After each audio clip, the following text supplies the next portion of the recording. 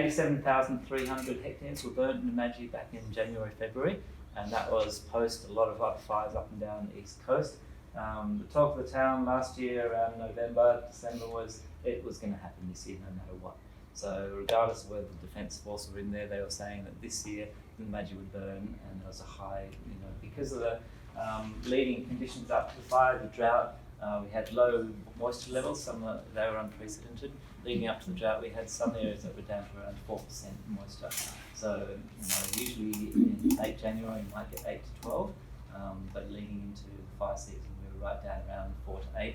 We were getting some natural dieback from the gums. Apparently the water table was well below the threshold for survival of gums, so we were getting a lot of natural dieback before the fires.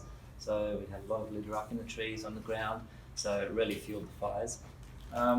You would have heard a lot of the fireys saying that they'd never experienced sort of those conditions before, and that was in part due to the low moisture levels, as well as some fairly dominant easterly winds and conditions leading into the fires, so a lot of moisture compared to the threat that we'd always anticipated the Namadgi would face, which is from the northwest, dry winds, dry conditions.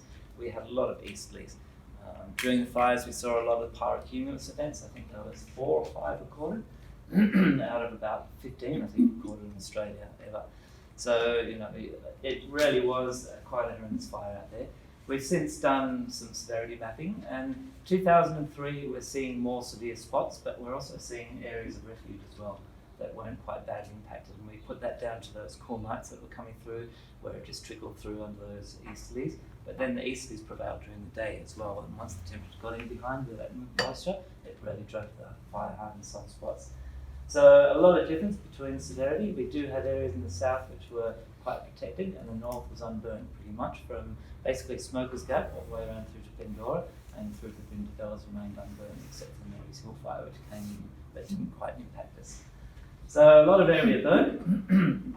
In addition, we had 3,500 hectares of fire with our rural properties as well, so where it swept sort of northeast of Namadgi into some of those rural areas, down Smiths Road, Breadbow and all those areas, which was very unfortunate. So we lost a lot of rural areas. In Canberra, we didn't have any property damage to houses. We had one burnt house, but that's subject to a bit of debate at the moment. So we didn't get any areas or any life and property damage, which was a great outcome. Essentially, we did very little to contain the fires. We just followed it around for the 3 weeks that it was alight.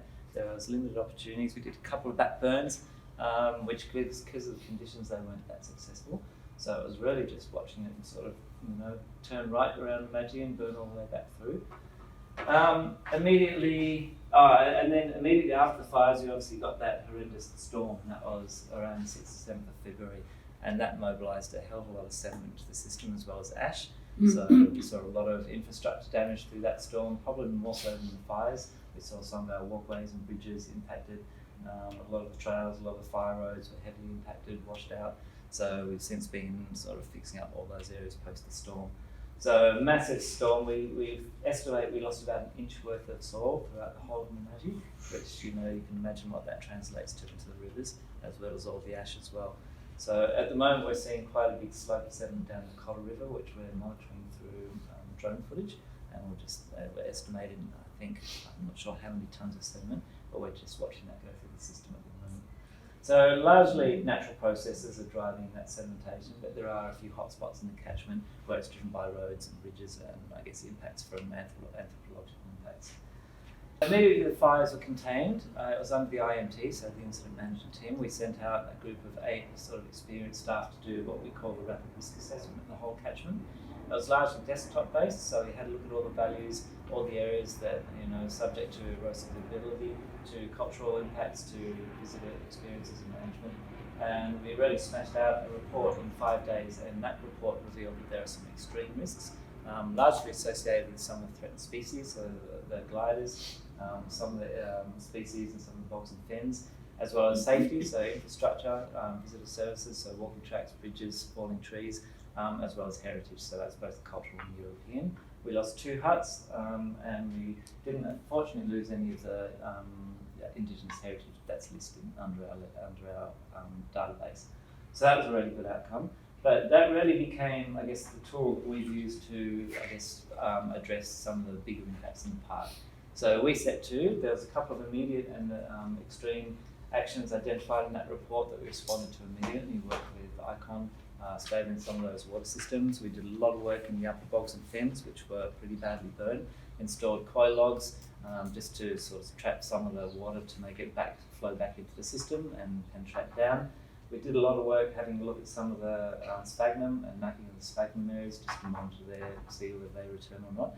And then we held a couple of large workshops just to determine what the way forward was for some of those bogs and fens, which is still going on at the moment. So we did a lot of work there. We obviously monitoring pest incursions as well. So we did set out a lot of camera arrays to look for deer, horse incursions coming up from Tantanga and from the east as well. So generally we did a couple of fauna surveys as well. We did the greater glider. We also did a koala survey down south after that myth that the koalas down there found nothing obviously. That was tagged onto a New South Wales survey which went up and down the eastern seaboard looking at koalas. So we just got them in to have a look. So the rapid risk report is really our sort of policy document and the document that we'll use going forward over the next couple of years really to respond to that and drive some outcomes and meet the objectives of that report. We obviously lost a lot of the fences down the rural part and we've since had incursions of a lot of cattle in the park and we're starting to fix a lot of those fences now because they do a lot of damage. We've had them in Orroral Valley as far up as Smokers Gap as well, and some of those higher wetlands and peat areas or sphagnum areas around Corin Road. So we've started to reinstate all those fences and working with landholders just to get those stopped off the country.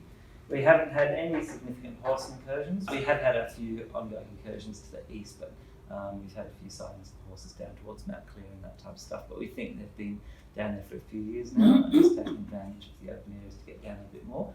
So hopefully this year we'll move to address some of those before they get sort of, established within the park. So that's the rat report. So I think directly after that, we really launched into action and started having a look at some of those extreme risks. Like I said, we did a lot of work in the high country. We had choppers up there, a lot of staff, a few volunteers working on putting in some koi logs just to make sure that, in these spring events, we're not losing too much of those areas. And we also did some vertical surveys up there as well for small mammals as well and found very little in the way of recovery. We did find a few yabbies and a few mountain crays and other areas. We haven't seen any of the mice yet or rats, but we're still sort of out there monitoring at the moment. So fingers crossed.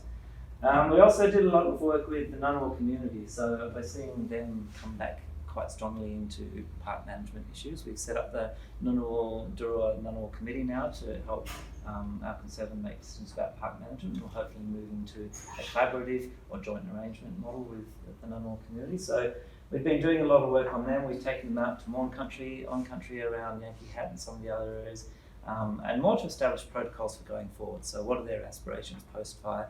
How do they want to be involved in management decisions from here on?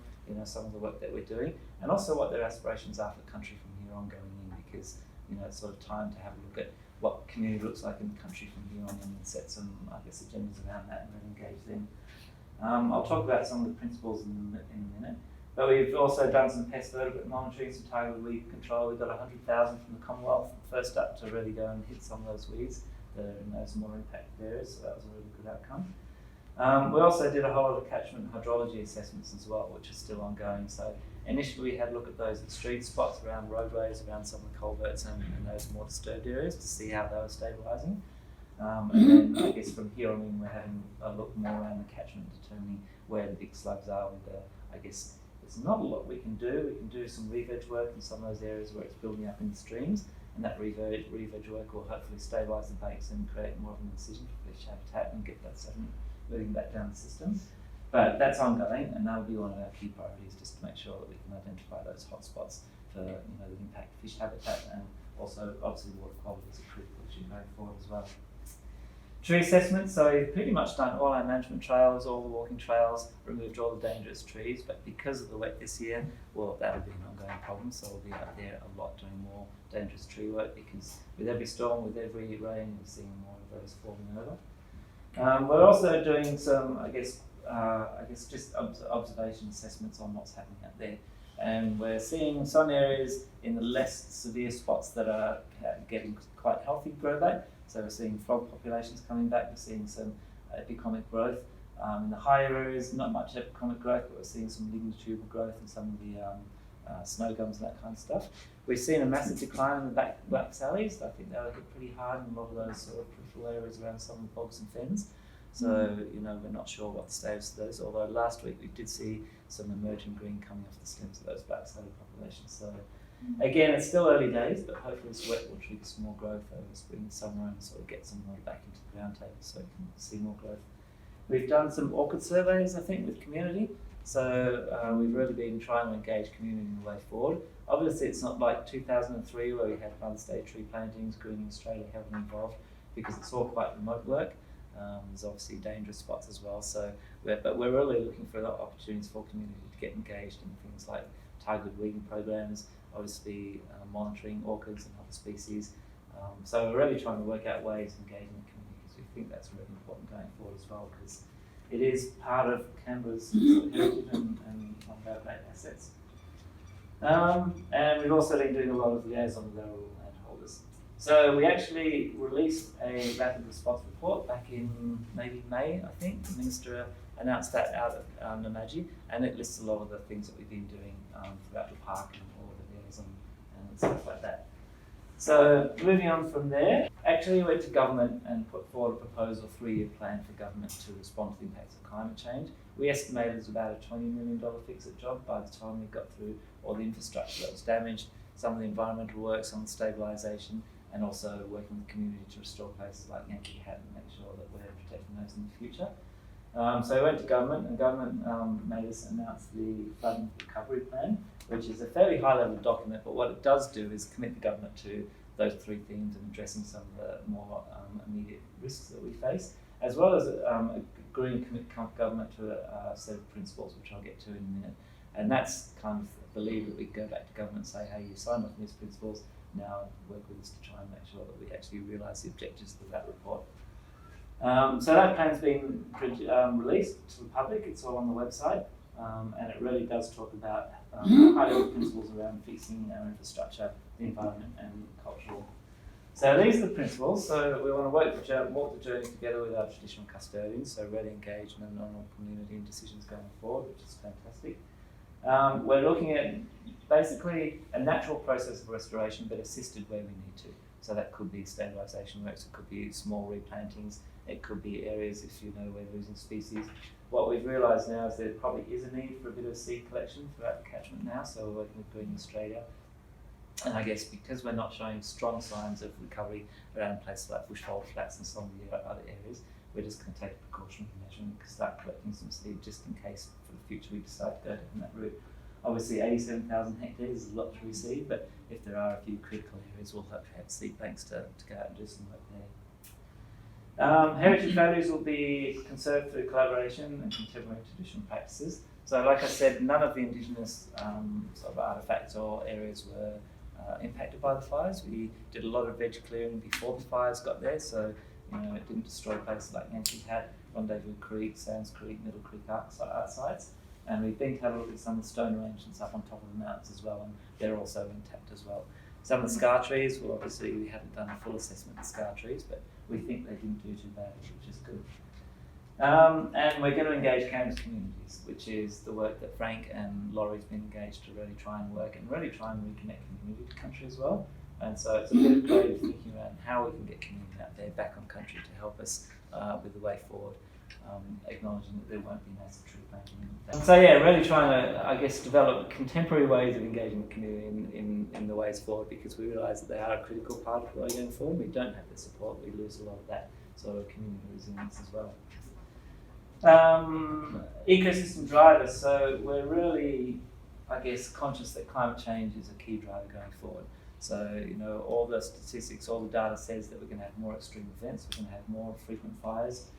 So really having a look at how we can respond to some of those impacts. And with the infrastructure, it might be things like better built bridges, removable bridges in areas that are prone to floods. So that's a bit of a no-brainer. With the environment, it gets a little bit trickier. We're talking translocation, we're talking insurance populations, rehabilitation, nesting boxes, and that kind of stuff. But I guess some of the concepts we are exploring going forward is, virtual containment lines around some of our more critical systems, and that could be, mineral earth line around Janini Swamp, for example, in the lead up to bushfires. I think it's going to be significant here. that it's better to have a 15 wide mineral earth line than it is to have a permanent source one. But they're the types of decisions we need to consider going forward.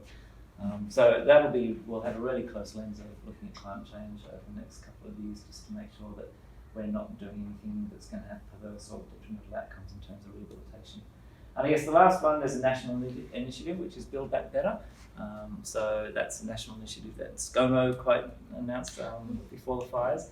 So we're looking at upgrades in terms of our infrastructure and making that more fire resilient, actually improving some of our visitor experiences.